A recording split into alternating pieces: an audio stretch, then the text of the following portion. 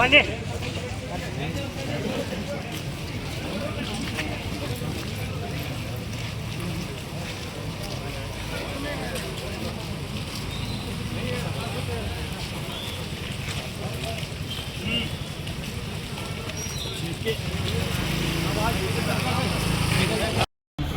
ರಾಷ್ಟ್ರಪತಿಗೆ, prime ಮಿನಿಸ್ಟರ್ಗೆ, ಮುಖ್ಯಮಂತ್ರಿಯವರಿಗೆ,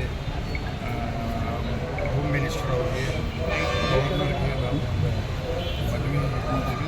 recommend ಮಾಡಿ ಕಳಿಸಿ ಇಂಥವ್ರಿಗೆ ಲೀಗಲ್ ಆ್ಯಕ್ಷನ್ ತಗೊಂಡು ಪಾಠ ಕಲಿಸ್ಬೇಕು. ಯಾವ ಧರ್ಮನೂ ಬೇರೆ ಧರ್ಮಗೆ ಕೆಟ್ಟ ಬಯಸಬೇಡ್ರಿ, ಕೆಟ್ಟ ಹೇಳಬೇಡ್ರಿ ಅಂತ ಆದೇಶ ಅದ. ಅದ್ರ ಸಲುವಾಗಿ ಇಂಥವ್ರು ಏನಾರ ಮಾಡಿ ಶಾಂತತೆ ಭಂಗ ಮಾಡುವ ಪ್ರಯತ್ನ ಮಾಡ್ತಾ ಇರ್ತಾರೆ.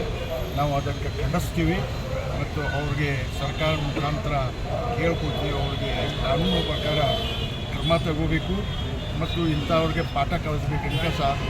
ಯಾಕಂದರೆ 143 ಜನರದು ಕಾಶ್ಮೀರದಿಂದ ಕನ್ಯಾಕುಮಾರಿ, ಕಾರವಾರದಿಂದ ಕಲ್ಕತ್ತಾವರೆಗೆ ನಾವು ಒಂದೇ, ನಾವು ಎಲ್ಲರ ಇದ್ದರೂ ಸಹಿತ ಭಾರತೀಯರು. ನಮ್ಮ ಒಕ್ಕಟ್ಟಿನಿಂದ ಇರಬೇಕು. ಬಡವರು, ದಲಿತರು, ಅಲ್ಪಸಂಖ್ಯಾತರು, ದುಡಿದು ತಿನ್ನೋರು ಎಲ್ಲರೂ ಒಕ್ಕಟ್ಟಿನಿಂದ ಹೋಗಬೇಕು. ಇಂಥವ್ರಿಗೆ ಆಸ್ಪತ್ರೆ ಕೊಡಬಾರ್ದು. ಒಂದು ಹಾಲಿನ ಕೊಡೋದಲ್ಲಿ ಒಂದು ಹಳ್ಳ ಉಪ್ಪಿನ ಹಾಕಿದರೆ ಆ ಪೂರಾ ಹಾಲು ಕೆಡ್ತದೆ. ಅದು ಇಂಥವ್ರಿಗೆ ನೋಡ್ರಿ, ಇಷ್ಟು ಮಂದಿ ಇದ್ರೆ ಯಾರು ಪಾಪ ಮಾಡೋದಿಲ್ಲ. ಒಬ್ಬವ ಏನಾರ ಹೇಳ್ತಾನೆ. ಇಂಥವ್ರಿಗೆ ಒಬ್ಬೊಬ್ಬರಿಗೆ ಶಿಕ್ಷೆ ಕೊಡಬೇಕು ಕೆಲಸ ಇವತ್ತಿನ ದಿವಸ ನಾವು ತಮ್ಮ ಮುಖಾಂತರ ನಮ್ಮ ಪೊಲೀಸ್ ಆಯುಕ್ತರಾದಂಥ ಅವ್ರ ಮುಖಾಂತರ, ತಹಸೀಲ್ದಾರ್ ಮುಖಾಂತರ ಈ ಮನವಿ ಕೊಡ್ತೀವಿ. ನಾವು ಶಿಫಾರಸು ಮಾಡಬೇಕು ಅಂತ ಕೋರುತ್ತೇವೆ.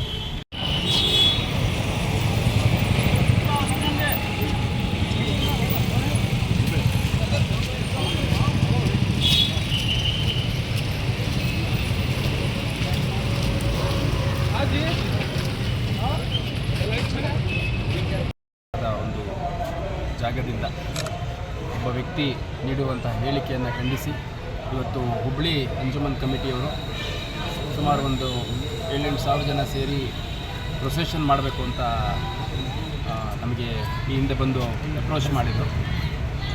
ಆದರೆ ಯಾರೋ ಯಾವುದೋ ದೇಶದ ಮೂಲೆ ಒಂದು ಕಡೆಯಿಂದ ನೀಡಿರುವಂಥ ಹೇಳಿಕೆಗೆ ಇಷ್ಟು ದೊಡ್ಡ ಮಟ್ಟದಲ್ಲಿ ಸಾರ್ವಜನಿಕರಿಗೆ ತೊಂದರೆ ಆಗೋ ರೀತಿಯಲ್ಲಿ ಮತ್ತು ಟ್ರಾಫಿಕ್ ತೊಂದರೆ ಆಗೋ ರೀತಿಯಲ್ಲಿ ಮುಖ್ಯವಾಗಿ ಇವತ್ತು ಮುಖ್ಯಮಂತ್ರಿಗಳು ನಮ್ಮ ಜಿಲ್ಲೆಯಲ್ಲಿ ಬಂದಿದ್ದರು. ಅದೆಲ್ಲದರ ಹಿನ್ನೆಲೆಯಲ್ಲಿ ತಾವು ಪ್ರೊಸೆಷನ್ ಮಾಡೋದು ಬೇಡ ಅಂತ ನಾವು ಪೊಲೀಸ್ ಇಲಾಖೆಯಿಂದ ಮನವಿ ಮಾಡಿದ್ವಿ. ನಮ್ಮ ಇಂಡಸ್ಗಿರಿ ಸಾಹೇಬರು ಆ ಮನವಿಯನ್ನು ಪುರಸ್ಕರಿಸಿ ಸ್ವಲ್ಪ ನಾವು ಹೇಳ್ತಿರೋದು ಸರಿ ಇದೆ, ಪೊಲೀಸರು ಎರಡೂ ಕಡೆ ಬಂದೋಬಸ್ತ್ ಮಾಡೋಕ್ಕಾಗಂಗಿಲ್ಲ ಅಂತ. ಮತ್ತು ಪ್ರೊಸೆಷನ್ ಮಾಡಿದಂಥ ಸಂದರ್ಭದಲ್ಲಿ ಯಾರಾದರೂ ಕಿಡಿಗೇಡಿಗಳೇನಾದರೂ ಮಾಡಿದರೆ ಅದರಿಂದ ಮತ್ತು ಪ್ರೊಸೆಷನ್ ಡಿಸ್ಟರ್ಬ್ ಆಗೋಂಥದ್ದು. ಮತ್ತು ಟ್ರಾಫಿಕ್, ಯಾಕಂದರೆ ಇದು ಪೀಕ್ ಅವರ್ಸ್ 3 ಗಂಟೆ 4 ಗಂಟೆ ಪೀಕ್ ಅವರ್ಸ್ ಸ್ಟಾರ್ಟ್ ಆಗುತ್ತೆ. ಸಾರ್ವಜನಿಕರಿಗೂ ಕೂಡ ತೊಂದರೆ ಆಗಬಾರ್ದು ಅಂತಂದು ನಮ್ಮ ಮನವಿಯನ್ನು ಪುರಸ್ಕರಿಸಿದ್ದಾರೆ. ಮತ್ತು ಅವರು ಈಗಷ್ಟೇ ಭಾಳ ಸ್ಪಷ್ಟವಾಗಿ ಹೇಳಿದರು, ಕಾಶ್ಮೀರದಿಂದ ಕನ್ಯಾಕುಮಾರಿವರೆಗೆ ಮತ್ತು ಈ ಕಡೆ ನಮ್ಮ ಕರಾವಳಿಯಿಂದ ಕೋಲ್ಕತ್ತಾ ಮೀರಿ ನಾರ್ತ್ ಈಸ್ಟ್ ಅದೆಲ್ಲ ಸೇರಿದಂತೆ ಅಖಂಡ ಭಾರತ ಏನಿದೆ 140 ಕೋಟಿಗೂ ಹೆಚ್ಚು ಜನ ಭಾರತೀಯರಿರುವಂಥ ಒಂದು ದೇಶ ಇದು. ಇಲ್ಲಿ ಶಾಂತಿ ಕದಡುವಂಥ ಪ್ರಯತ್ನ ಯಾರೂ ಮಾಡಬಾರ್ದು ಅನ್ನುವಂಥ ಮನವಿಯನ್ನು ಮಾಡಿದ್ದಾರೆ. ಅವರ ಒಂದು ಹಿರಿತನ, ಮುತ್ಸದ್ದಿತನ ಮತ್ತು ಅವರ ಸಾರ್ವಜನಿಕ ಜೀವನದ ಏನು ಒಂದು ಅನುಭವ ಇದೆ ಅದನ್ನೆಲ್ಲ ಅವರು ಸಮುದಾಯವನ್ನು ಮುನ್ನಡೆಸಲಿಕ್ಕೆ ಉಪಯೋಗಿಸಿದ್ದಾರೆ.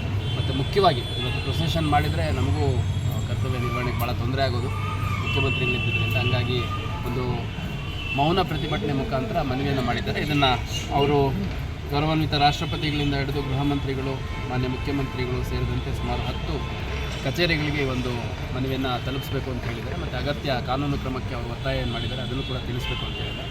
ಅದನ್ನು ಮಾಡಲಾಗಿದೆ. Thank you.